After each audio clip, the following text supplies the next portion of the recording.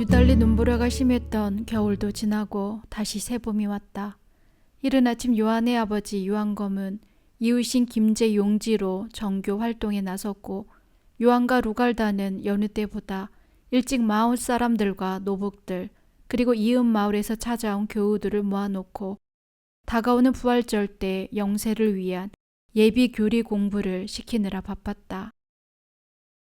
교리 공부가 끝날 무렵이 되자 요한의 어머니는 밥을 짓게 하여 공부하는 사람들에게 먹이고 격려하며 마음까지 따스하게 녹여보냈다.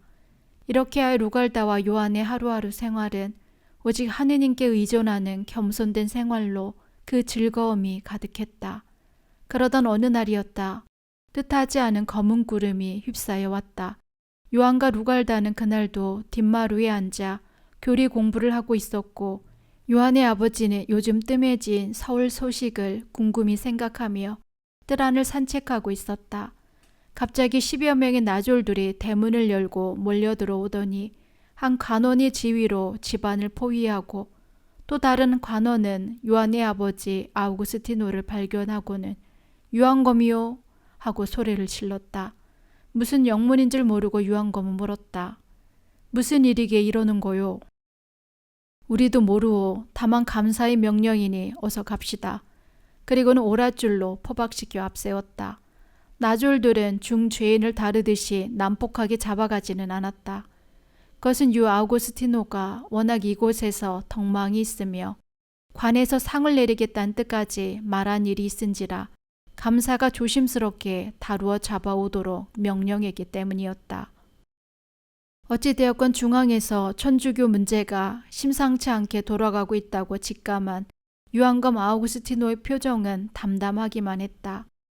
당시 조정에서는 정조 임금이 2달 전에 세상을 떠나고 새 임금이 들어서자 당파 싸움이 다시 고개를 들게 되었고, 마침내 정치적으로 약한 위치에 있던 많은 천주교인들이 잡혀 들어가고 있었던 것이다. 그러나 아직 주문모 신부를 잡지 못한 그들은 강완수 골룸바의 여종을 잡아다 가두고 매질을 하여 입을 열게 했다. 하지만 주문보 신부의 행적은 쉽게 파악할 길이 없었고, 여종은 심한 고문에 못 이겨 주 신부가 친왕 은왕군의 패궁에 드나들며 정교했음과 은왕군의 아내 송씨와 며느리에게 세례를 주었음을 말하였고, 유한검의 집에 자주 묵는 등 접촉을 빈번하게 하였으며 유한검이 성교의 비용을 많이 부담하고 있다고 자백하였다.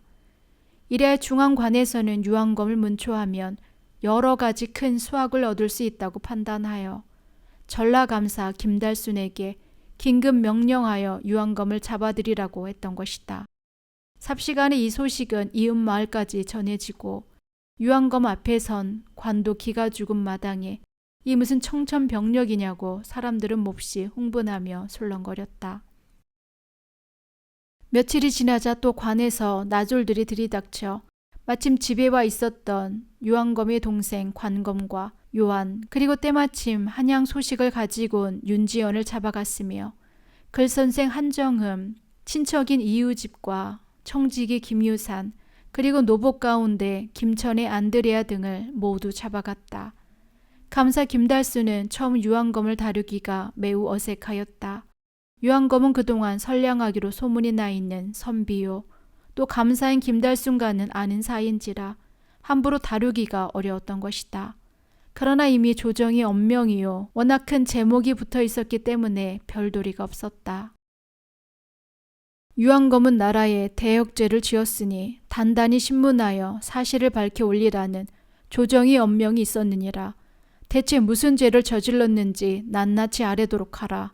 감사가 물었다. 제가 지은 중죄란 있을 수 없고, 다만 성교를 믿으며 이웃 사람들에게 그 진리를 전하고 가난한 이들을 도왔을 뿐입니다.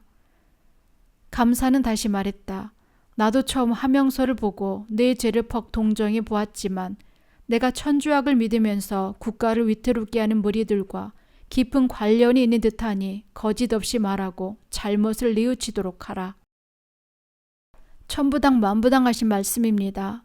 천주학은 이 나라의 문화 문명을 앞장서 발전하게 하는 역할을 할 뿐이라 어지러운 사회 풍토와 메말라가는 백성의 마음에 진정한 사랑의 양식을 심어주는 올바른 종교일 뿐이요. 결코 나라를 해치는 그릇된 일을 할 수 없으며 가난한 백성에게 사랑을 베풀어 바르게 사는 도리를 깨치게 하는 것이 천주 성교의 정신이요.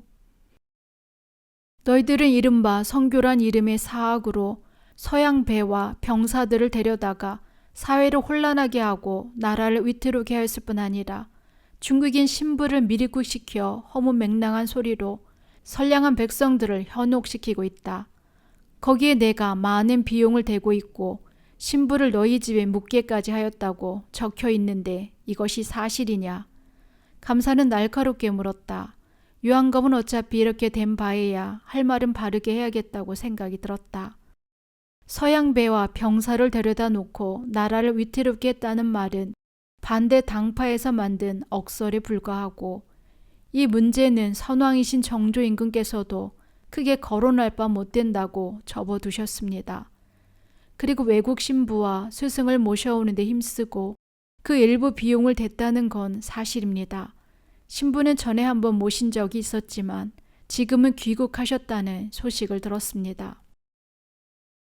감사는 더 이상 문초해야 큰 효과가 없음을 알고 며칠 뒤에 잡아들인 관검과 윤지연 등을 심히 문초하면 실마리가 풀릴 것을 기대하였다.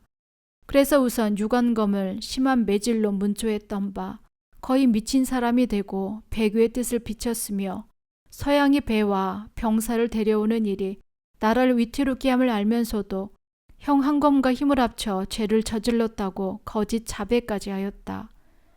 윤지연은 시내 박해 때 어머니 초상을 당하여 당시의 윤리 관습을 어기고 장례를 치렀다는 죄목으로 죽은 윤지충의 아우로서 더욱 심한 매질을 당했으나 배교는 죽어도 할 수 없음을 밝혔다. 한편 김유사는 한검의 심부름으로 한양 정약종 이가완 이존찬 등에게 연락 심부름한 사실과 북경의 밀사로 다녀온 사실을 고백하였으나 배교만은 완강히 거절하였으며 노복인 김천에도 높은 신앙심으로 사람들을 놀라게 했다. 감사는 우선 유한검을 중앙으로 호송하게 하고 각 근읍에 수령을 시켜 천주 교인들을 샅샅이 가려내도록 지시했다. 며칠 후 잡혀온 그 숫자는 엄청나게 많았으며 몇백 명의 인원을 다 수용할 감옥이 부족하여 가볍게 보이는 교인은 내보내고 말았다. 10여 명의 배교자들은 가벼운 귀향을 보내고 완고하게 신앙을 주장하거나 뿌리가 깊다고 판단한 많은 사람에게는 사형 선고를 내려 옥에 가두었으며 유관검과 윤지현, 이우집 등은 상소장을 써서 유한검에 이어 서울로 압송하였다. 이때 200명의 교인들이 풀려 나왔으나 감옥의 좁은 덕을 보았을 뿐 언제 또다시 잡혀다 벌을 줄지 몰라 이로부터 한 사람 두 사람 교인들은 산으로 피신하여 숯을 굽고 옹기 질그릇을 굽는 기술을 배워 익히게 되었다. 유한검 형제와 윤지연, 이우집 등이 엄한 문초를 받을 무렵 중앙에선 이승훈, 이가완, 권일신, 홍랑민, 권철신 등이 차례로 옥사 또는 차명을 당하는 등 수라장이 되고 있었다. 유한검 형제는 주문모 신부를 받들고 사학에 현혹되어 많은 백성을 유혹하였으며 제사를 폐하고 이가왕, 권일신, 이승훈 등 큰 인물들과 함께 돈을 거두어 중국 북경으로 보내 큰 배로 우리나라를 위협하게 했으니 중죄를 다스리되 만인이 보는 그의 고향 전주에서 육시의 죽음을 내리라 하였다. 또한 윤지영과 이우지 그리고 김유사는 유한검과 어울려 서양배와 병정들을 불러들여 나라를 위태롭게 했다는 같은 죄목으로 전주에 함께 내려보내 참수형에 처하라는 명을 내렸다. 실로 어처구니 없는 허무맹랑한 죄목이여 참혹한 형벌이었다. 불볕 더위도 가시고 오곡이 황금 물결로 이르는 9월 중순이었다. 유한검 형제와 세 사람의 사형수들은 한양을 출발하여 전주로 향하였다. 그로부터 이틀이 지났다. 가명에선 유한검 등 죄수들의 사형 집행 준비에 분주했다. 아침부터 사형장인 남문밖 거리는 구경 나온 사람들로 크게 혼잡을 이루었다. 이 죽음을 보고 누구든 천주교를 믿을 생각은 말라는 경고로 고향에 내려와 공개 사형을 집행하는 것이라 관에서는 구경꾼이 많을수록 큰 성과로 여겼다. 이윽고 창과 용모 방망이로 무장한 수십 명의 나졸들에게 에워싸인 가운데 사형수들의 행렬이 나타났다. 제일 앞에는 시퍼런 칼을 든 망나니들이 10명이나 늘어섰고 힘센 황소 4마리가 소리를 지르며 뒤따랐다. 소 달구지 위에는 5 죄수들이 모두 상투를 풀어 나무에 잡아매었고 목과 발목은 쇠사슬로 묶여 있었다. 뒤에는 영장이 위험 있는 옷차림으로 따랐고 이어 감사가 탄 8인교가 뒤따랐다. 남문 밖에 이르자 5 죄수들은 끌어내리고 사형 판결문을 낭독하기 시작했다. 판결문 낭독이 끝나자 죄수들은 판결 문지에 지장을 찍고 먼저 유한검 아우구스티노가 넓은 광장에 사지를 벌려 눕혀졌다. 다음은 4마리 황소뿔에 각각 2 손목과 2 발목을 잡아맨 밧줄을 걸어놓고 회자수들이 채찍으로 몰아치니 유한검의 사지가 찢어지고 한 망나니는 유한검의 목을 칼로 내리쳤다. 관검과 윤지원 또한 이렇게 죽어갔고 나머지 2 사람은 단칼에 목을 베어 죽였다. 실로 처참하게 이를 데 없는 죽음이었다. 이렇게 잘린 목은 쟁반에 담겨져 감사에게 올려진 뒤 마지막 확인을 마쳤다. 유한검 부자가 잡혀간 이후 갑자기 몰아치기 시작한 회오리 바람으로 수라장이 된 그의 집안은 눈물이 마를 사이가 없었다. 더구나 루갈다는 시아버지 한검이 서울로 압송된 뒤로 소식을 전혀 알 길이 없었다. 다만 남편 요한만은 그의 아우 문철을 시켜 정성껏 반찬을 만들고 밥을 지어 날마다 옥바라지를 했다. 루갈다는 철이 바뀌어 여러 번 새 옷을 지어보내 바꾸어 입도록 했지만 번번이 간수들의 거절로 뜻을 이루지 못했다. 요한은 때가 찌든 겨울 옷으로 7달 동안이나 몸이 호박처럼 부어오르도록 견디어야만 했다. 선량하기만 한 루갈다는 간수들에게 금품을 쓰면 죄수가 편하게 지낼 수 있다는 사실을 몰랐던 것이다. 뜻을 주님에게 의탁할 도리밖에 없었던 루갈다는 우선 시어머니를 위로해 드리기에 정신이 없었고 많은 고통에 몸이 무척 쇠약해졌다. 시아버지와 요한이 관에 끌려간 이후로 멀리서까지 찾아오던 교우들도 발걸음이 뜸해지고 마을 사람들은 접촉을 꺼려했다. 그러나 노복들과 집안 사람들은 루갈다의 열성에 끌려 믿음을 소홀히 하지 않았고 교리 공부를 하며 빨리 이 억울함을 풀고 성교의 광명이 있기를 열심히 기도했다. 무더운 여름도 가고 한가위가 지난 9월 보름날 서울로 압송에 갔었던 시아버지 형제가 다른 제수와 같이 전주에 돌아왔다는 소식을 들었다. 루갈다는 일이 어렵게 되어 가지 않나 걱정하던 차에 굳이 고향으로 내려보내는 것은 너그럽게 조치하기 위한 것이 아닌가 하는 희망을 갖기도 했다. 루갈다는 아침 기도를 올린 뒤 식구들과 모인 자리에서 앞날을 걱정하고 문철은 막 전주로 나갈 차비를 하고 있던 중이었다. 갑자기 또 먹구름대 같은 포졸들이 대문을 걷어차고 밀어 닥치더니 루갈다는 물론 사람들을 모조리 잡아먹고 집안을 샅샅이 뒤졌다. 벽에 걸린 십자가상을 떼어버리고 성화를 밟아버렸다. 장롱에서 금품과 옷가지를 꺼내 쌓아놓고 책자들을 압수했다. 그리고 곡식 창고는 철박을 하고 사람 출입을 막아 붉은 딱지를 붙였다. 남은 노복들은 외딴 사랑채 2칸에 먹을 양식 조금과 함께 임시로 거처하게 하여 집을 비우게 한 뒤 큰 대문을 단단히 잠그고 역적의 집이니 누구든지 들어가면 엄벌에 처함이라는 편말을 써붙였다. 실로 몇 대를 내려오며 일으킨 유신의 일가의 몰락이었다. 유씨가 태반 이후 그동안 유한검의 집으로부터 많은 덕을 입었던 마을 사람들은 저마다 오들오들 떨며 밖에 나오지 못했다. 루갈다는 끌려가는 동안 요한을 깊이 생각하고 있었다. 역적의 가족으로 몰렸으니 시아버지 유아구스티노는 필시 죽음을 당할 것이 틀림없고 이제 바랄 것은 요한과 같이 순교의 길을 걷는 기쁨만이 남아있을 뿐이었다. 포졸들이 채찍으로 빠른 걸음을 옮기고 있었지만 노인과 3살 먹은 젖먹이가 끼어 있는지라 저녁 어둑할 무렵에야 전주성에 들어섰고 가족들은 여러 옥방으로 나누어 들게 되었다.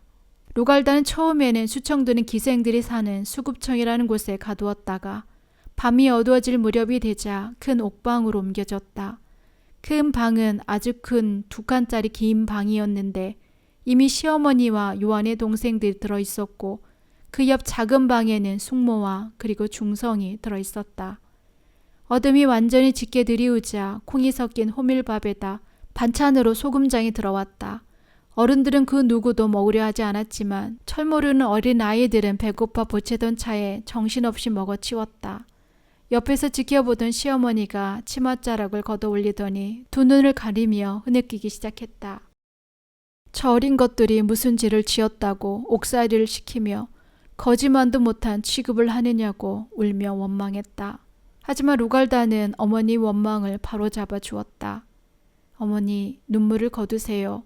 일찍이 주님은 가난을 택하여 만인을 위해 고생하시다 가시관 쓰시고 매를 맞으시고 피멍이 들어도 사랑으로서 이 세상 마지막까지 진실과 선함을 가르치시며 돌아가셨습니다.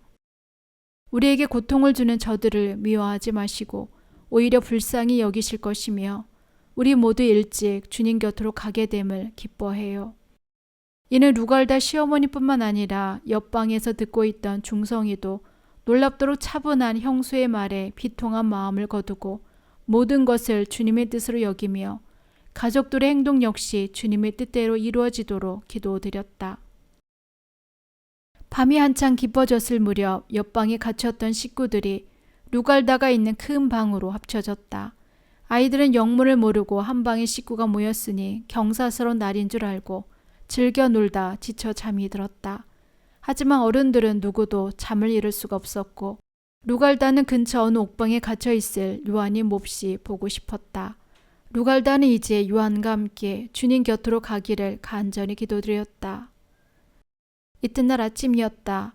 두 옥졸과 옥사장이 다가오더니 감사 영감의 두터운 덕으로 나이 많은 늙은 할머니와 시집간 딸 그리고 관검의 부인을 가리키며 집으로 돌려보내기로 했으니 나오라며 옥문을 열었다. 실은 관검의 부인은 관에서는 불쌍한 과부요 멀리에서 온 손님으로 알고 있었던 것이다. 마지막 헤어지는 마당이라 풀려나는 안도감보다는 서름에 복받쳐 모두가 또 한 번 울음을 터뜨렸다. 집에 돌아온 그들은 사랑방째 한 칸을 내어 거기에 의지하며 간신히 명을 이어가게 되었지만 이미 혼사를 치르고 곧 신행길을 떠나야 할 딸은 역적 집안의 딸이라 해서 시가에서도 받지를 않아 생과수댁이 될 수밖에 없었다. 이틀이 지나서였다. 새벽에 일어난 루갈다는 시어머니와 숙모에게 여러 가지 도리를 설명하는 가운데 너무도 악이 많은 이 괴로운 세상살이보다 순교하여 주님 곁에서 평오르게 사는 것이 몇백 배 기쁨의 길이라고 말하였다. 이때 마을에 사는 어떤 교인이 평소에 입은 덕에 보답하고자 마련한 찬과 도시락을 가져와 전해주며 요한의 아버지 요한검 형제와 윤지연 그리고 두 교인이 육시와 참수형을 당했다고 전해주었다. 이미 당할 것을 짐작한 일이었지만 이 소식을 들은 요한의 어머니는 기절하였고 가족들은 통곡하였다. 루갈다는 아픔을 참고 곧 마음을 바로잡았다. 아무리 통곡해도 소용없는 일, 이제는 자신의 죽음도 멀지 않았으니 굳센 믿음으로 준비를 갖추는 것이 더 중요하게 느껴졌다. 루갈다는 시어머니 팔다리를 주무르며 정신을 차리게 한 후 말하였다. 어머니 그리고 숙모님 들으세요. 비록 아버님께서 역적인 누명을 쓰시고 참혹한 죽음을 당하셨지만 끝까지 하느님을 거역하지 않으셨습니다.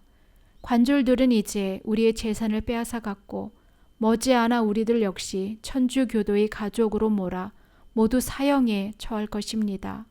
하지만 우리는 아무런 죄를 지은 바 없으니 천국에 가면 진정한 새 삶의 영광을 우리 주님과 함께 누리게 될 것입니다. 너무 슬퍼만 마시고 우리 오히려 즐거운 마음으로 순교의 은혜를 갈구하며 착실히 기도합시다. 이제는 우리를 설사 살려준다 한들 갈 곳도 없고 오직 주님만이 우리의 안식처가 될 뿐인 것입니다.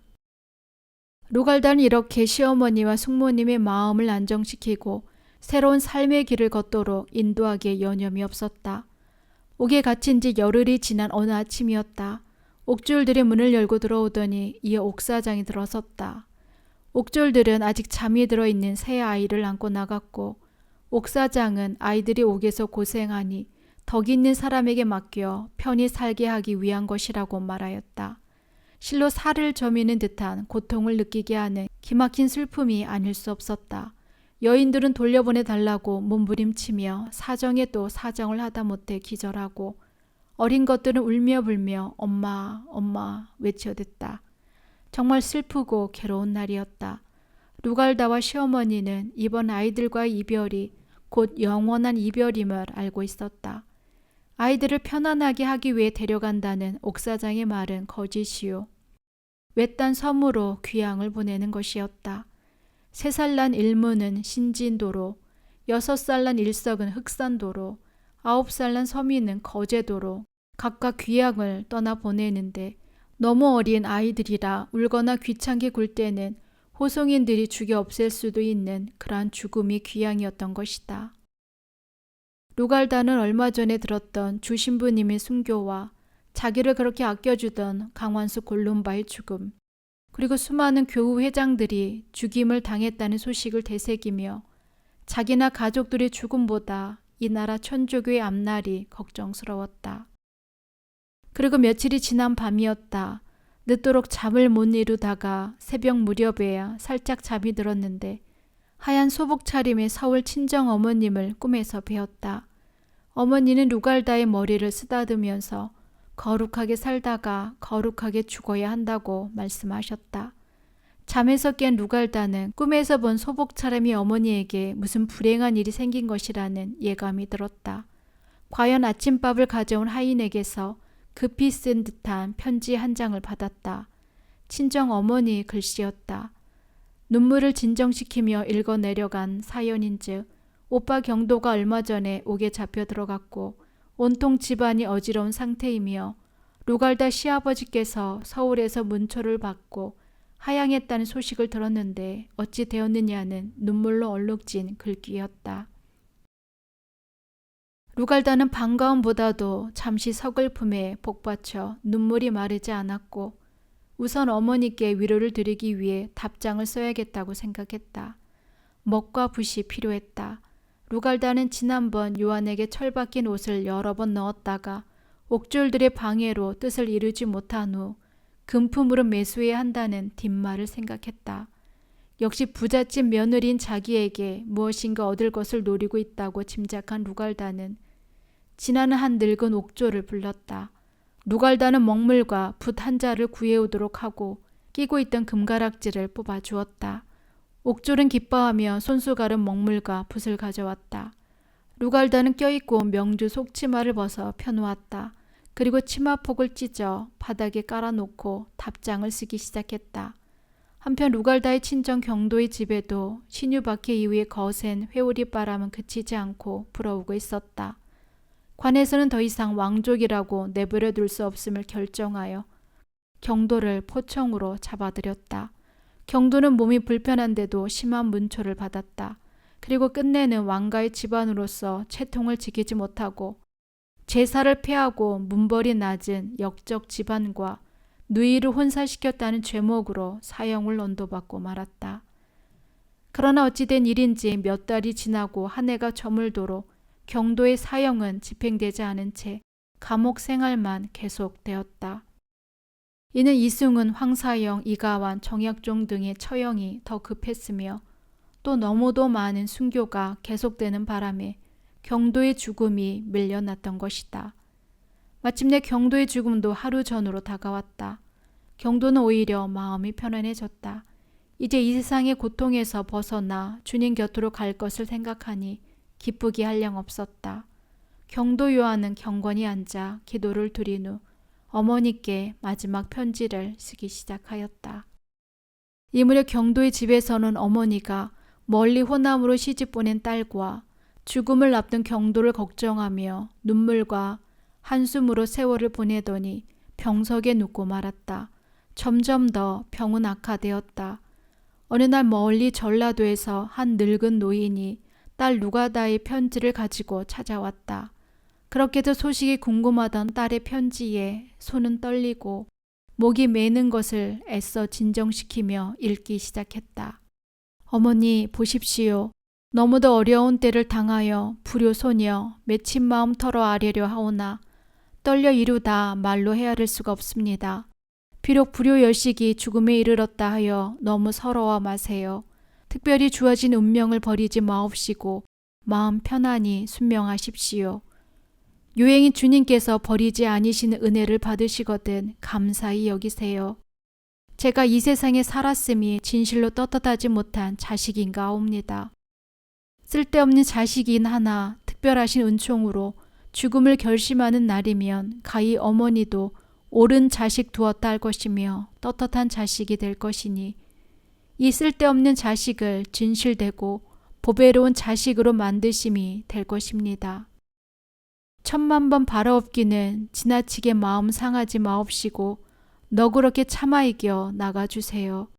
이 세상을 끔같이 여기시고 영원을 어머니의 고향으로 알아 조심조심하여 천주님의 뜻에 따르시다가 이 세상을 떠나신 뒤에는 천하고 약한 이 자식이 끝없는 행복의 화관을 머리에 쓰고 모든 천상의 기쁨이 넘치는 마음으로 어머니 손을 잡고 영원한 고향으로 모시겠습니다. 듣자오니 오라버니가 서울에서 감옥에 갇혀 용감히 신앙을 증거하였다 하오니 천주의 큰 은총이 아니고 무엇이겠습니까? 우러러 감사함이 쉴 사이 없고 어머니의 복을 찬송하나이다. 모녀가 서로 이별한 지 4년에 이 지경이 되어 4년 회포를 풀지 못하오니 망극한 정이야 오죽하오리까마는 도무지 주님의 명이라 우리를 이 땅에 두심도 주님의 명이요 빼앗음도 명이니 관심을 갖는 것도 도리어 우스운 일이오니이다. 만번 엎드려 바라옵고 엎드려 바라옵나니 너그럽게 참아 억제하세요. 영원한 세상에서 모녀의 정을 다시 이어 온전케 하세요. 그리고 새언니는 너무 서러워 마세요. 오라버니가 비록 죽으나 진실로 떳떳한 지아비를 두었다 하리니 순교제의 아내 되심을 축하옵니다. 이 세상에서는 부부되고 영원한 세상에서는 모두 천주의 자녀가 되어 영원한 복을 누리게 된다면 이 얼마나 좋은 일이겠습니까? 제가 없는 후라도 전주의 제 시집과 소식을 끊지 말고 저 있을 때와 같이 지내십시오. 제가 이리 온 후 평소에 근심하던 일을 이루었습니다. 우리 두 사람이 동정을 맹세하고 4년 동안 정말 남매와 같이 지냈는데 그동안 10번쯤 유혹을 받아 하마터면 모든 것을 잃을 뻔했습니다. 그러나 성혈 공로에 의지하여 능히 그 어려움을 면하였습니다. 제 일을 걱정하실까봐 이렇게 말씀드리니 이 글을 제 자신을 받아들이듯 기쁘게 받아주세요.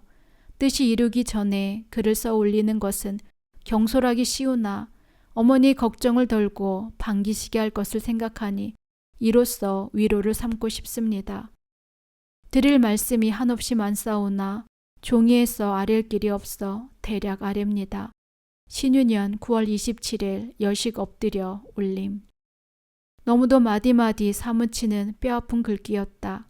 장차 크게 될 아이라고 다칠세라 고이고이 길러 서로 뜻을 같이 할 한 사람과 결합하여 복받고 살라고 기원하였건만 이렇게 세상 험한 풍파에 고통을 당하는 딸 루갈다를 생각하니 앞이 캄캄했다.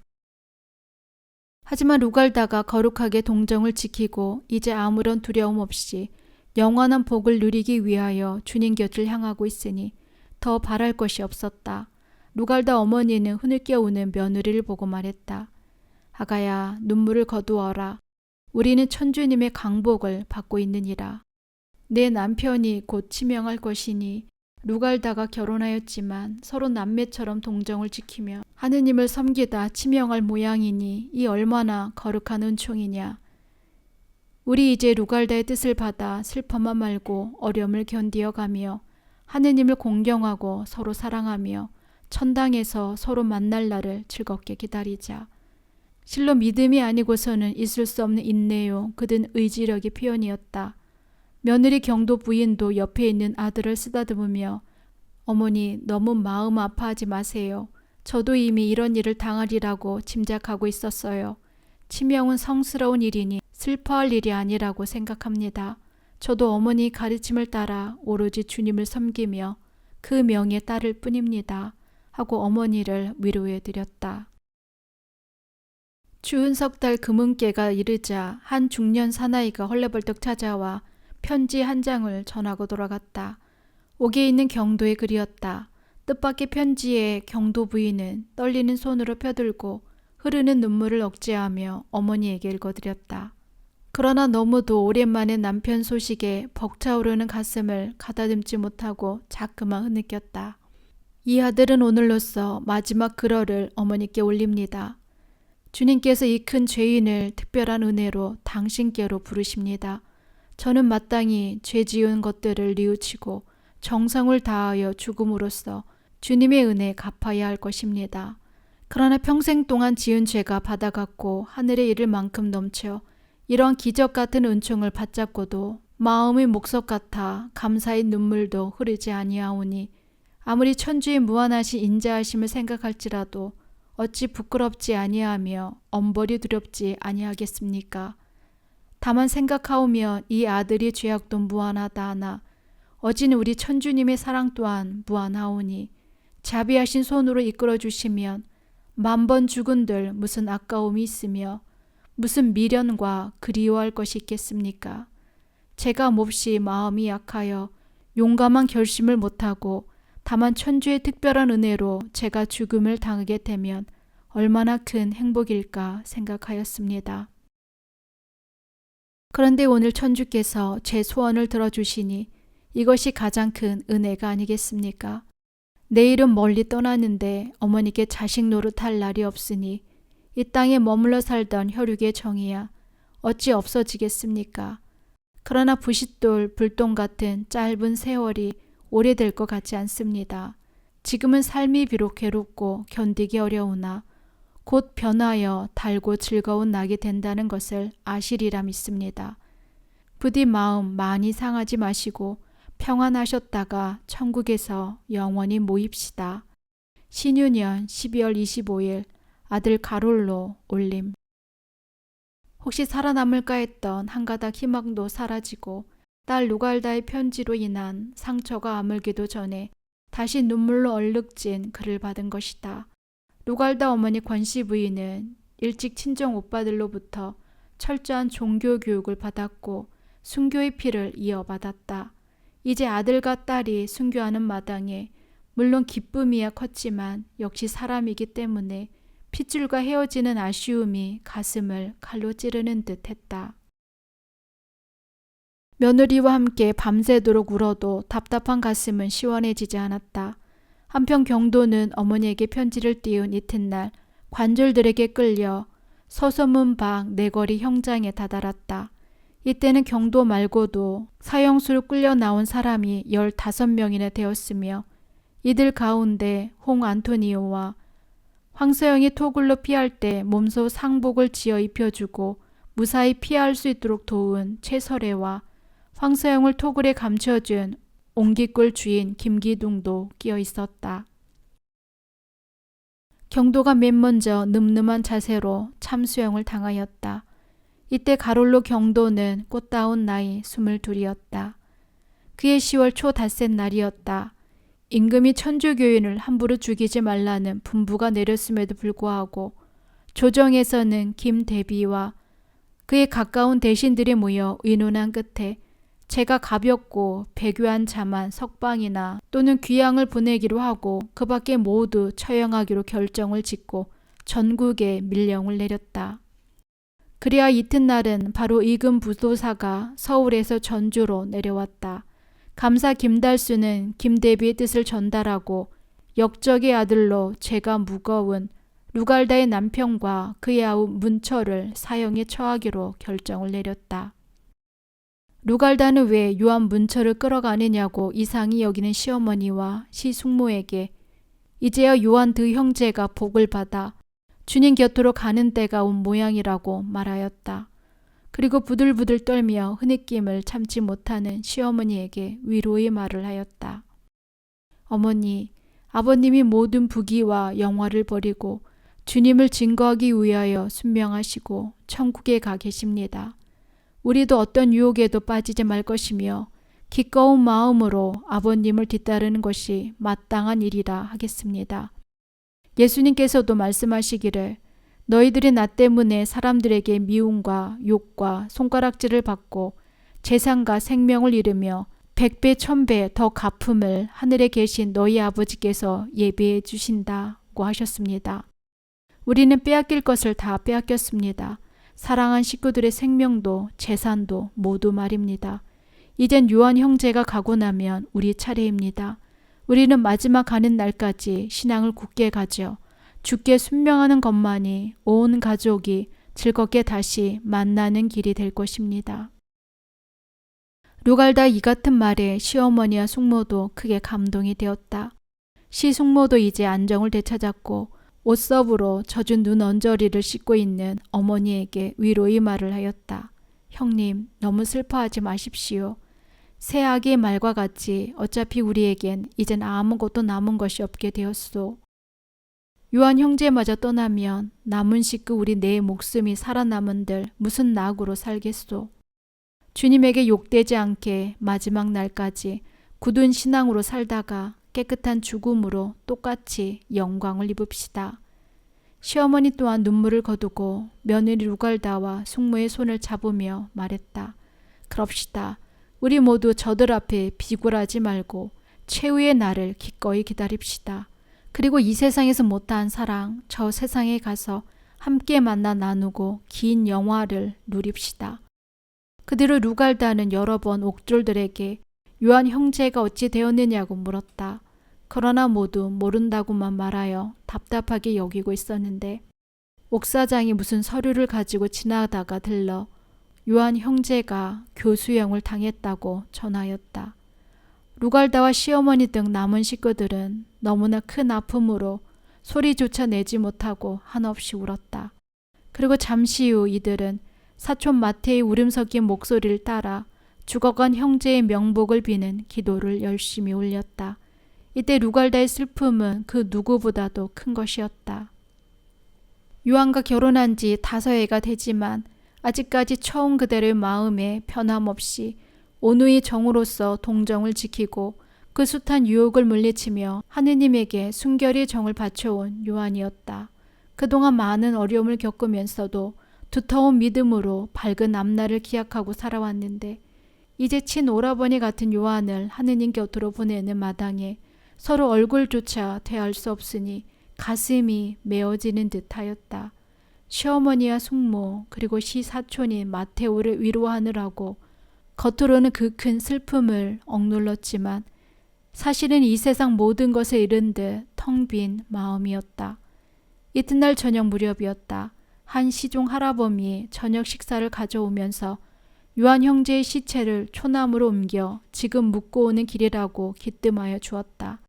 그리고 그 할아범은 죽은 요한의 누더기 옷을 새 옷으로 갈아입히는데 옷섭 속에 쪽지가 나왔다고 하면서 루갈다에게 전하였다. 실로 요한과 헤어진 지 8달 만에 서로 만난 듯 반가운 글이었다. 누이야, 내가 너를 권면하고 위로하노니 천당에서 서로 만나자. 이 짧은 글은 슬픔보다는 가슴이 메어지는 기쁨이었다. 사랑하는 아내보다는 사랑하는 누이로서 뜻을 같이 했던 요한. 유혹 가운데서도 그 아름다운 덕을 지켜온 동정 성자의 고백과도 같은 이 짧은 글은 루갈다에게 참으로 큰 용기를 갖게 하는 기쁨을 주는 것이었다. 루갈다는 시어머니에게 요한의 안전한 죽음을 설명하고 그 짧은 편지 글귀를 읽어드렸으며 그동안 요한과 동정을 지킨 뜻을 자세히 밝혀드렸다. 이 말을 들은 루갈다 시어머니는 그렇지 않아도 짐작은 하고 있었지만 그토록 완벽하게 엄청나게 어려운 시련을 딛고 일어선 두 사람의 의지에 다시 한번 놀라워했고 자랑스럽게 여겼으며 아들 요한의 거룩한 죽음을 높이 칭찬했다. 요한은 죽음에 이르기 전 아우 문철로부터 아버지 형제가 치명하신 사실을 자세히 들었고 루갈다와 그의 어머니가 이미 치명을 예상하고 준비를 갖추고 있음을 전해 듣고 오히려 안도의 숨을 내리쉬었다. 요한의 곁에 형제올 넷이 갈라서서 가느다란 산밧줄로 요한 목에 올가미를 걸더니 양쪽에서 서서히 잡아당겨 조르기 시작하였다. 요한은 이때 두 무릎을 꿇고 두 손을 공손히 모두어 주여 저를 부르시나이까 하고 모강 깊이 외마디로 기도를 드리고 고요히 숨을 거두었다. 이때 요한의 나이 20이요 아우 문철은 13살 어린 나이였다. 요한 형제가 목에 졸려 순교한 뒤 루갈다는 하루하루 지난 날을 정리하며 다가오는 죽음에 모든 준비를 갖추어 나가고 있었다. 루갈다는 아침을 먹는 둥 마는 둥 상을 물리고 요한을 위한 기도에 마음을 쏟고 있을 때 옥사장이 나타나더니 루갈다 등 4사람을 모두 나오라 하였다. 그리고 옥조를 시켜 4사람을 오랏줄로 묶게 한 뒤 이끌고 나가 감사가 내려부는 뜰에 끌어안게 했다. 이윽고 영장이 역적 유황거미 식구 4식구를 대령하였나이다 하고 소리 지르자 감사가 큰 소리로 말하였다. 너희 제수들은 듣거라. 너희들은 대역적의 가족으로 마땅히 참수형을 시켜야 하나 대비마마께서 두터운 아량을 베풀어 상감께 간언하신 바 사형을 면하게 하고 평안도 벽동으로 귀양을 떠나 그동안의 죄를 뉘우치고 마음을 바로 닦으라 하셨다. 아주 크게 선심을 쓰듯 생색을 내는 감사의 말에 루갈다는 기가 막혔다. 이래 다급함을 느낀 루갈다는 천리 귀양길을 재촉하는 영감에게 간곡히 말하였다. 영장 나으리, 저희들은 천주를 공경하는 역적의 무리입니다. 이미 죽은 유한검 아버지 형제나 그의 아들 요한 형제와 같이 우리 또한 변함없이 주님을 공경하고 죽음을 각오한 무리들이오니 차라리 죽여주십시오. 이 말에 도리어 영장이 기가 막히다는 듯이 너희들은 사람이 아니란 말이냐. 어찌 사람으로서 살기를 싫다하고 죽음을 면해주는 상감의 은혜를 모른단 말이냐. 어쨌든 나라의 명령이니 할 수 없다. 길을 빨리 떠나도록 하라. 하고 옆에 나졸들에게 떠날 준비를 재촉하였다. 이때 다시 마테오가 말하였다. 나으리, 아무래도 저희들은 갈 수 없습니다.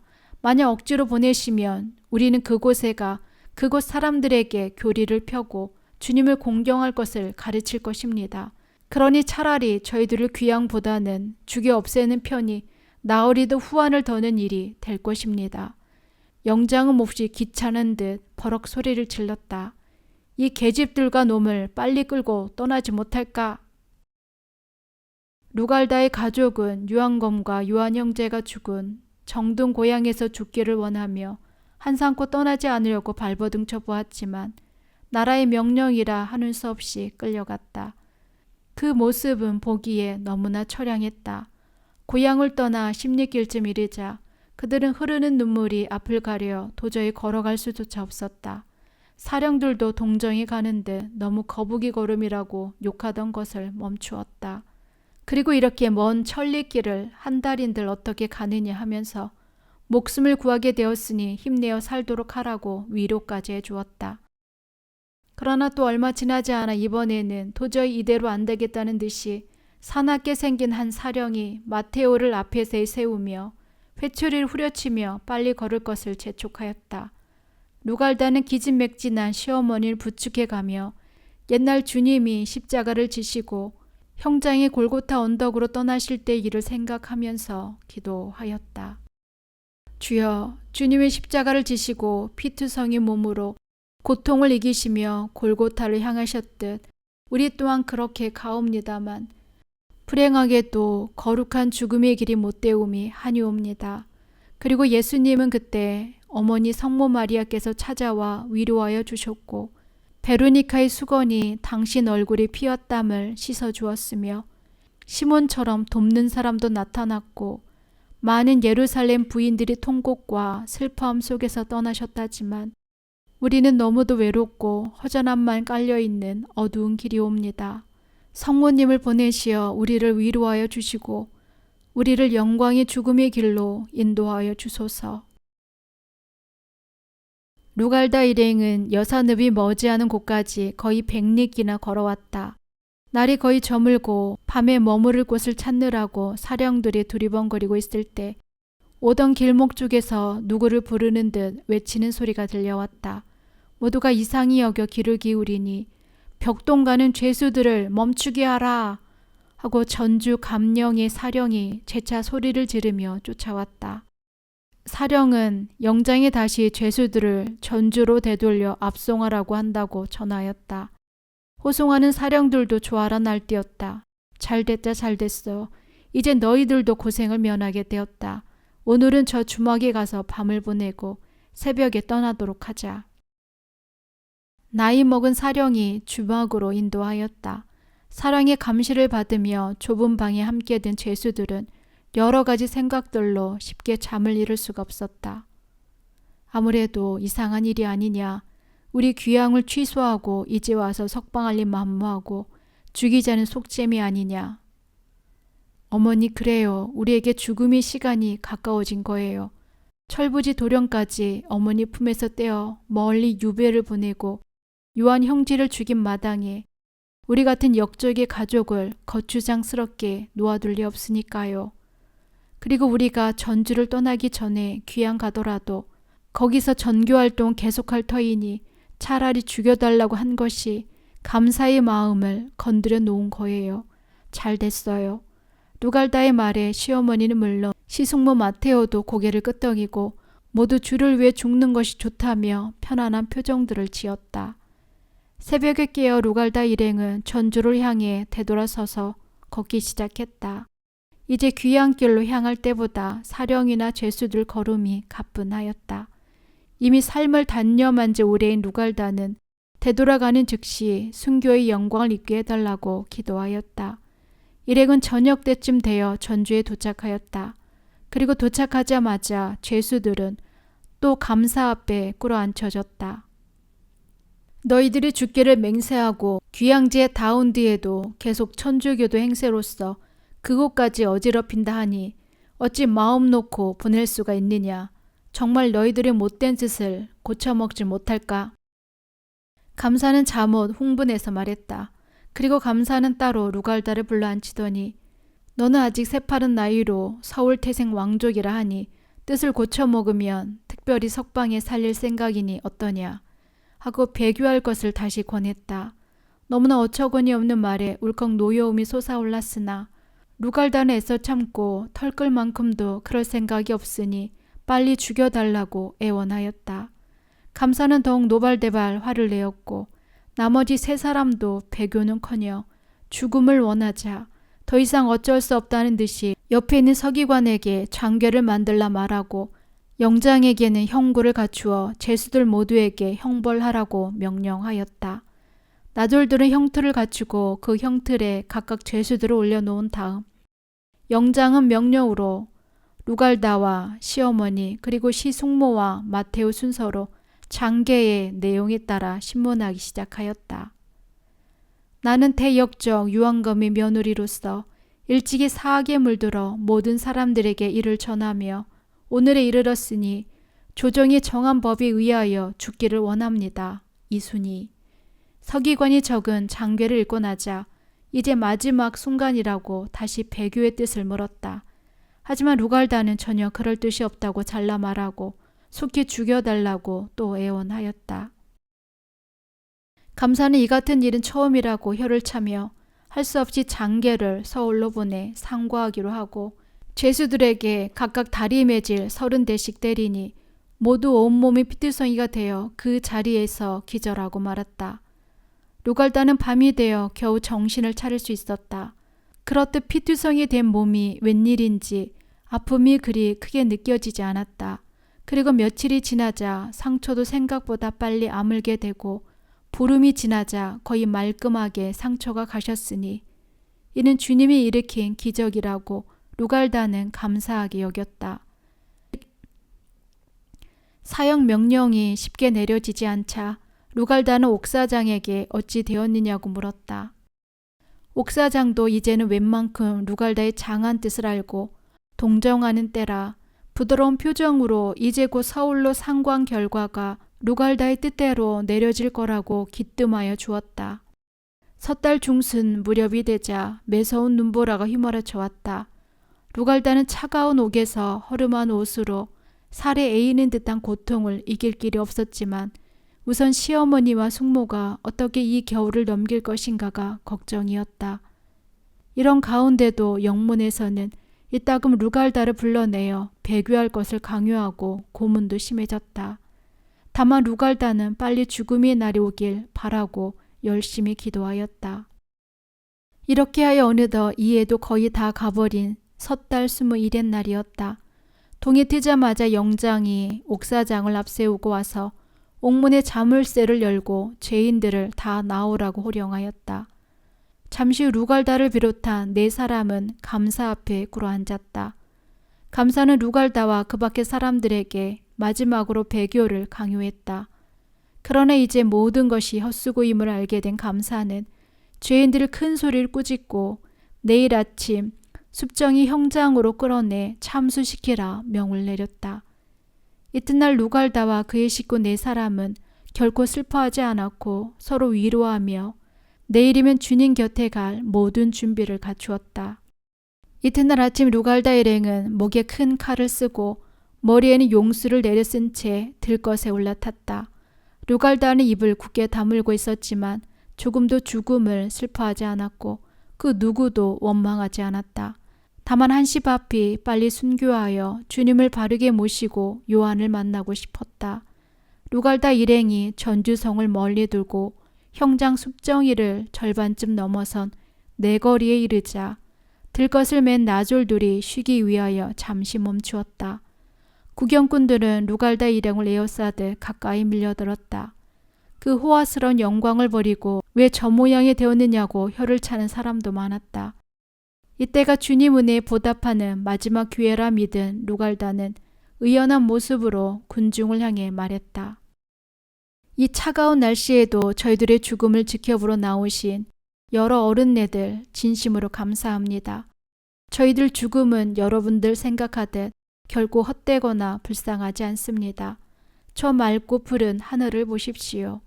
저기엔 이 세상 만물을 만드신 전능하시고 인자하신 하느님이 계십니다. 여러분들은 모두 급할 때 하느님을 부르고 도와달라고 기도하지만 바르게 믿고 공경할 줄 몰라 도리어 미신을 믿게 되고 허리에 허식하며 착한 일에 몸을 사립니다. 하느님은 곧 천주님이십니다. 천주님께서는 지극히 공변되고 의로우신 분이시라 당신을 믿는 자에게는 영원한 복을 주시고 당신 영을 거스린 자에게는 영원한 벌을 내리십니다. 여러분들 눈에는 우리가 무척 불쌍하고 어리석게 보이겠지만 결코 그렇지 않습니다. 여러분도 아시다시피 우리는 과거 호남 토의 가족으로 얼마든지 이 세상 부귀영화를 누리며 살 수 있었습니다. 하지만 그 모든 영화를 누릴 수 있는 물질은 주님이 일시 빌려주신 것입니다. 우리는 그 물질로 일시적인 영화를 누리기 위하여 주인이신 주님을 배반할 수는 없습니다. 우리는 주님의 뜻을 지키기 위해 가난한 이웃을 돌보고 사랑하며 의를 쫓아 행하였습니다. 그것이 죄가 될 수는 없으며 우리는 결코 죄인은 아닙니다. 다만 주님을 따르기 위하여 죽음을 달게 받을 뿐입니다. 여러분들은 우리를 불쌍히 보지 마시고 의를 행하시고 이 세상을 만드신 주님을 열심히 섬기시면 만복을 받게 될 것이며 진실로 우리의 죽음을 동경하게 될 것입니다. 형제들이 채찍으로 가로막았으나 루갈다는 듣지 않았다. 그들은 얼른 길을 재촉하며 떠났다. 이윽고 나타난 넓은 풀숲에는 미리 세워놓은 오색 깃발이 바람에 나부끼고 있었다. 섣달 금은깨라지만 워낙 소문난 사건이라서 루갈다 일행이 사형 집행을 구경 나온 사람으로 숲정이 일대는 장터처럼 붐비고 있었다. 한참이 지난 후에 장례 정리가 끝나자 영장이 우렁찬 목소리로 사형 선고문을 낭독하고 이의가 없느냐고 물은 후 다시 마지막 기회를 주겠노라며 배교할 것을 은근히 강요했다. 너희들은 연약한 부녀자이고 나이가 아직은 젊다. 인자하신 대왕 대비께옵서는 바다처럼 너그러운 명령을 내리시어 배교하면 용서하고 먹고 살 수 있는 토지도 나누어 주라 하셨다. 그까지 사악이 무엇이길래 끝까지 일생을 망치려 하느냐. 다시 생각하여 말해보아라. 하지만 제수들은 한결같이 고개를 저었으며 루갈다는 고개를 들더니 나으리 우리를 생각하는 뜻만은 고맙소. 하지만 진정 우리를 생각한다면 더 이상 지체 말고 빨리 죽여주시오. 우리는 이미 여러 번 말씀드렸지만 주님을 위해 죽기로 결심하였소. 배교란 치욕적인 말은 아예 쓰지도 마시오. 하고 말하였다. 영장은 여러 군중들 앞에서 화가 나서 소리를 질렀다. 당장 이 못된 것들의 목을 베어라. 맨 먼저 루갈다가 넓고 두꺼운 널판 위에 올려놓아지고 형졸 하나가 여느 때처럼 루갈다에게 달려들어 윗 저고리를 벗기려 하였다. 이때 루갈다는 단호히 거절하고 그 형졸을 쏘아보며 점잖게 말했다. 아무리 국법이라지만 아직은 살아있는 젊은 여자의 몸이다. 어디다 감히 손을 대려 하느냐. 내 옷과 버섯은 내가 벗을 것이며 마지막까지 너희들 손이 내 몸에 닿지 않게 조심하여라. 잠시 후 루갈다는 치마로 몸을 가리고 저고리와 버선까지도 벗었다.